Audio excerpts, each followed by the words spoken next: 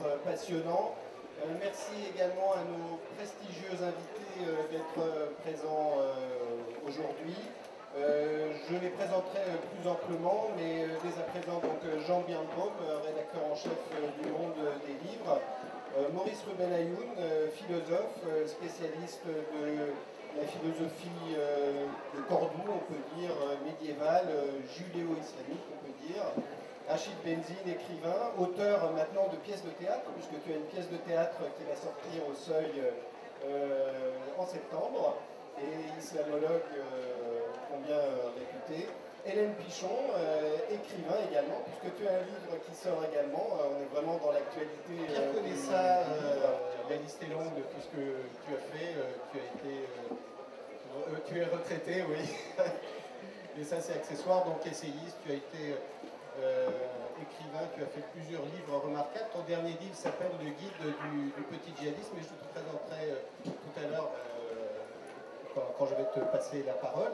Et donc nous avons un invité surprise qui est Jamel Gessoum, qui est président de la plus grosse radio de banlieue du 93, qui s'appelle RTSF 93, dont l'association est très impliquée dans la contre-radicalisation, et tu nous expliqueras exactement ce que vous faites. Et par le programme de contre-radicalisation que tu as élaboré et que concrètement tu mets en œuvre, malgré les difficultés qu'il y a avec les administrations de ton département.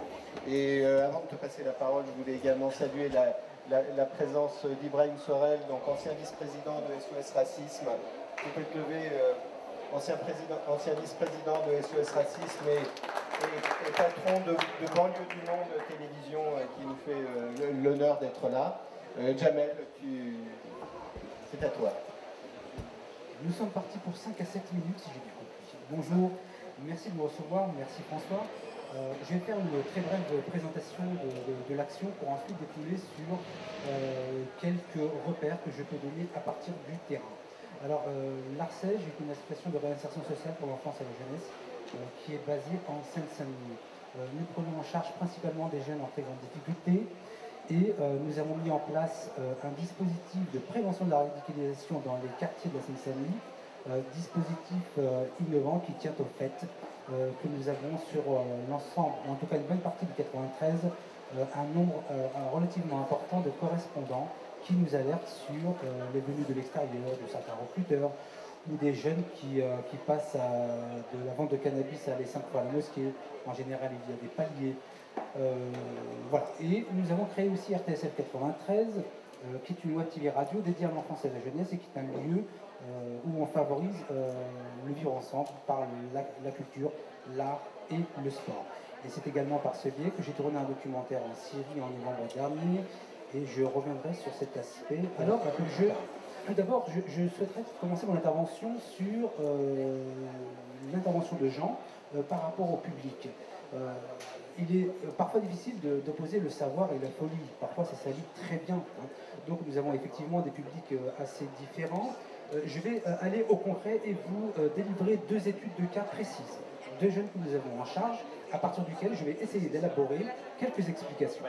Alors, nous avons une jeune fille de 15 ans et demi qui vient de Bretagne et qui a été arrêtée à Paris parce qu'elle voulait rejoindre son mari Facebook qui est dans l'humanitaire en Turquie. Enfin, vous avez tout compris à peu près. Hein. Et donc, cette jeune fille arrive chez nous et n'accepte absolument rien de nous, n'accepte ni vêtements, ni nourriture, puisque nous sommes des koufars, nous sommes des mécréants. Ah, je me dis, tiens, c'est nouveau ça. Donc nous sommes des mécréants, et pendant 5 jours, ce fut la bataille.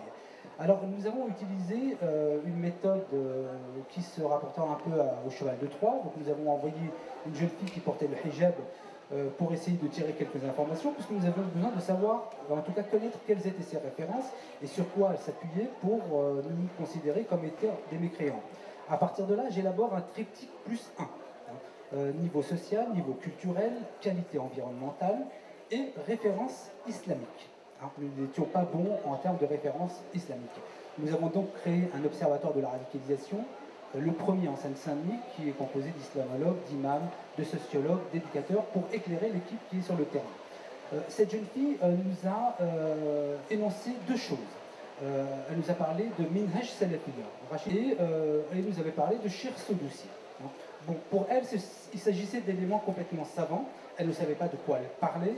Et nous avons peu à peu réussi à déconstruire, à partir d'islamologues et d'imams, les références qu'elle avançait. Il s'est avéré qu'une dizaine ou une quinzaine de jours plus tard, nous n'étions plus des mécréants, le miracle, et qu'elle a accepté notre nourriture, nos vêtements. Ce fut une étude de cas assez étonnante, puisque une jeune fille de Bretagne, que je précise convertie, important convertie, qui nous rejette et qui 10 jours après avoir pu lui montrer quelques contre-références, parce que le thème d'aujourd'hui c'est le savoir c'est le discours, mais c'est également le contre-discours. Comment savoir, comment élaborer un contre-discours. Et cette jeune fille est partie au bout de 15 jours en Bretagne avec les idées ayant changé, puisque nous avons eu des nouvelles par la suite. Donc cette jeune fille, pour reprendre son histoire, avait été placée à l'aide sociale à l'enfance à l'âge de 11 ans et demi, parents alcooliques, elle recherchait une voie et elle a trouvé l'islam. Voilà un peu pour le public, donc elle n'avait ni savoir, elle n'était pas folle non plus, donc elle n'entre pas dans le cadre du savoir ou de la folie. Deuxième étude de cas. Un jeune homme de 16 ans qui avait été approché à Noisy-le-Sec, pour être précis, à Seine-Saint-Denis, et qui avait été approché par des recruteurs venus de l'extérieur et qui, en finalité, avait réussi à lui faire croire que Daesh était une association humanitaire. Alors pour ceux qui veulent se lancer dans l'humanitaire, il y a du boulot. Et nous avons travaillé avec ce jeune et sa mère qui le géolocalisait par portable, j'avais compris cela plus tard, et nous avons pu terminer le travail sur le terrain du social. Et j'insisterai énormément sur l'aspect social, culturel et environnemental pour tenter, avec humilité, de contrer ce phénomène de la radicalisation. Ces deux situations relèvent du champ de la protection de l'enfance et d'absence totale de repères sociaux.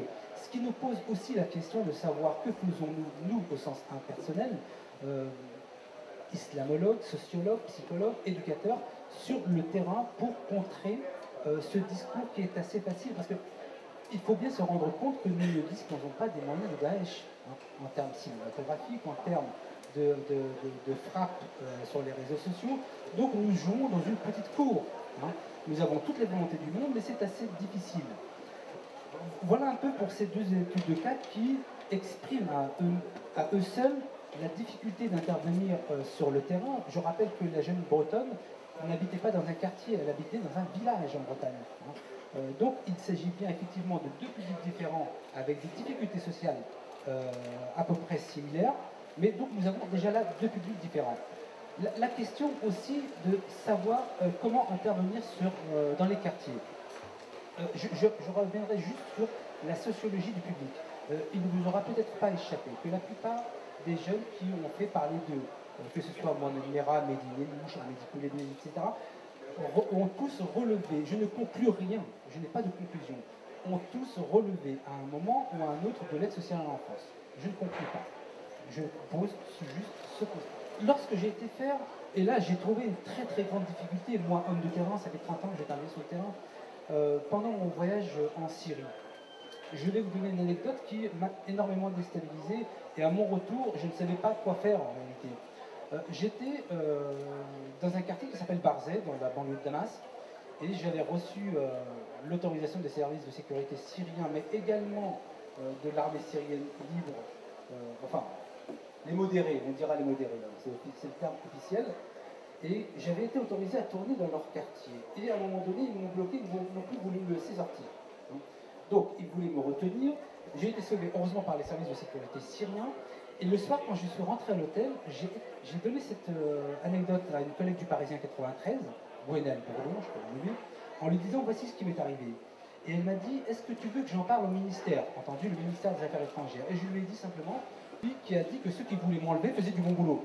Donc moi-même, je me suis retrouvé dans un problème social et politique qui m'était très très difficile et très désagréable. En France, nous n'avons pas encore pris la mesure de ce qui se passe sur le terrain. Nous n'avons en aucune manière, nous et notre responsabilité est entièrement collective. L'État a mis en place un numéro vert, c'était la première action et il fallait le faire. Pour l'instant, nous en sommes là. L'attentat qui a eu lieu à Nice, Nifiche-Est, ne rentrait pas d'abord dans le schéma classique de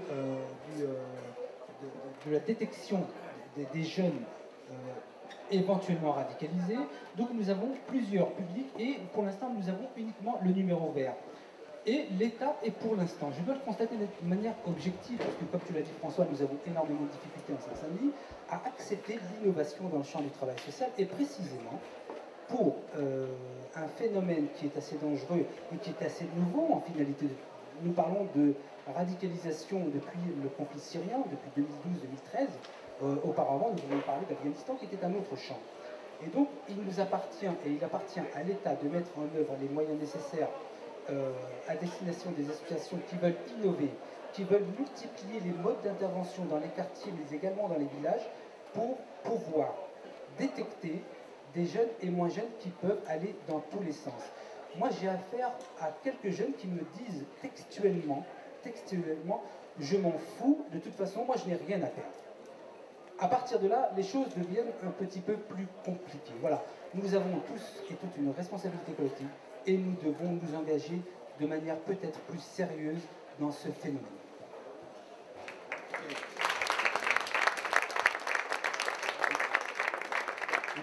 Merci Jamel pour ce retour d'expérience de terrain qui est absolument fondamental si on veut concrètement allier le théorique et ce qui se passe en pratique, comment on mène le combat de cette bataille du savoir. La du religieux à laquelle on est confronté ne vient pas de nulle part. Pour être direct, le terrorisme et tout ce à quoi on est confronté, c'est d'abord une idéologie, ensuite une organisation et troisièmement un financement. Alors si tu peux nous éclairer sur ces trois points. Je vais essayer de poser le débat à partir du temps historique que nous vivons actuellement et revenir sur ce qui a été l'essentiel de ma vie professionnelle, c'est-à-dire les affaires stratégiques.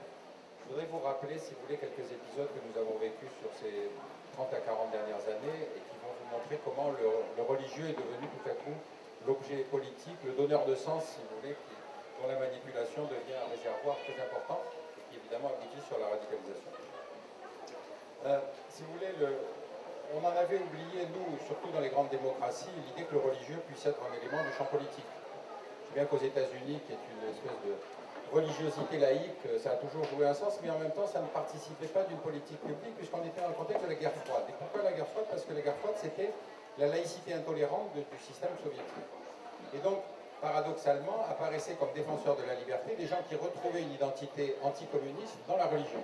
On a l'exemple polonais, on a l'exemple des dictatures arabes, dans laquelle le seul champ politique qui était ouvert était le débat religieux. Et c'est vrai que cette laïcité oppressive faisait que les résistants, même s'ils se plaçaient sur le terrain de la religion, étaient par nature les ennemis de nos ennemis, donc c'était nos amis. Je rappelle quand même que les Moudjahidines afghans étaient qualifiés de combattants de la liberté, puisqu'effectivement, quand ils se battaient contre les soviétiques, ils ne pouvaient être que du bon côté. On avait également un allié sur lequel je reviendrai, qui s'appelle l'Arabie Saoudite, qui effectivement, puisqu'elle finançait le résistance afghane anticommuniste, ne pouvait être que, encore une fois, un pays allié. Et donc, cette laïcité oppressive, répressive même, qui aboutissait à ce que l'on détruise des églises, des mosquées, etc., quand il y a eu l'écroulement de l'URSS, on s'est retrouvé effectivement avec un champ politique en grande partie organisé par des opposants qui s'étaient ancrés dans le domaine religieux. On connaît le cas de la Pologne, mais encore une fois, on le connaît aussi notamment dans des pays arabo-musulmans où cette fois le religieux avait acquis un statut qui était finalement une accroche sur la question religieuse. Et en particulier, on offrait l'asile politique à des gens qui étaient par exemple réprimés pour des raisons religieuses à l'époque. Bon, la remarque de départ, c'est qu'effectivement, toutes les grandes religions aujourd'hui sont affectées par la radicalisation. Alors, les sociologues donnent une définition très précise de la radicalisation, c'est-à-dire c'est une posture intellectuelle ou un comportement de justification ou de passage à l'acte violent. Donc, ce n'est pas le fondamentalisme, ce n'est pas de vouloir pratiquer une religion dans tous ses préceptes, c'est surtout d'y trouver les racines d'une violence. Bon. Et donc, toutes les grandes religions aujourd'hui sont imprégnées par ça. Bon, moi, je ne peux pas considérer que George Bush, qui se qualifiait lui-même de Reborn Christian, il se soit simplement, parce qu'il est président des États-Unis, un pacifiste. Ce n'est pas vrai. C'était un belliciste, il était entouré de pasteurs bellicistes, et donc On a donc cette caractéristique, de la même façon, j'ai rappelé qu'aujourd'hui, la colonisation des territoires occupés est essentiellement le fait de radicaux juifs. Qu'est-ce qui caractérise le radicalisme musulman, donc qui est un peu ce phénomène d'ensemble, c'est-à-dire de retour aux sources, de recherche d'identité, etc., mais surtout en y cherchant des causes de conflictualité avec les autres? Pour moi, c'est surtout le fait que depuis pratiquement la naissance de l'Arabie saoudite, aucun radicalisme n'a été soutenu avec autant de constance et autant de moyens que le radicalisme salafiste n'a été soutenu par l'Arabie saoudite. Et ça, c'est extrêmement important à comprendre parce que on a eu un regard totalement obscurci par le fait qu'étant dans l'Est-Ouest, les ennemis de nos ennemis étaient nos amis. Et donc on s'est battu avec les Saoudiens, aux côtés des Saoudiens en Afghanistan, contre les Soviétiques, sans se demander jamais si les Saoudiens avaient leur propre agenda, leur propre logique et leur propre comportement. Bonjour Ibrahim. Oui, Ibrahim, donc je suis Hélène Pichon, directeur des relations avec les institutions pour le CEPS, qui est un centre d'études et de prospective stratégique. Et je suis aussi l'auteur d'un ouvrage à paraître en octobre qui s'intitule L'éternel au féminin. Qui porte sur quoi?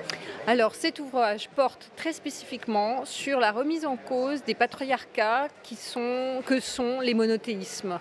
Je pars du judaïsme, du christianisme jusqu'à l'islam.